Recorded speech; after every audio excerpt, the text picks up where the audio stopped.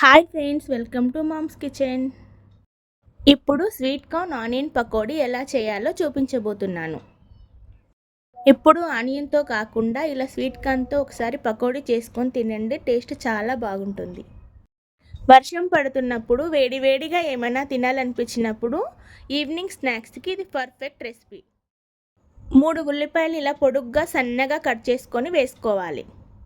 1 cup పచ్చి sweet corn వేసుకోవాలి, ఉడకబెట్టినవి కాదు.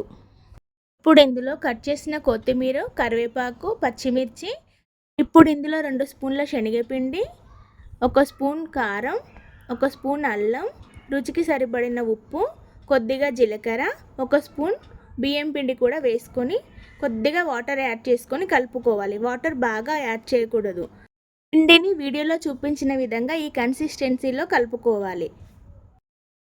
ఇప్పుడు స్టవ్ ఆన్ చేసి ఒక గిన్నె పెట్టుకొని అందులో డీప్ ఫ్రైకి సరిపడా ఆయిల్ వేసుకోవాలి. ఆయిల్ హీట్ అయింది కదా, మనం ఇందాక చేసి పెట్టుకున్న మిశ్రమాన్ని చిన్న చిన్న ముద్దలుగా వేసుకోవాలి, లేకపోతే కార్న్ చిల్లుతుంది కాబట్టి.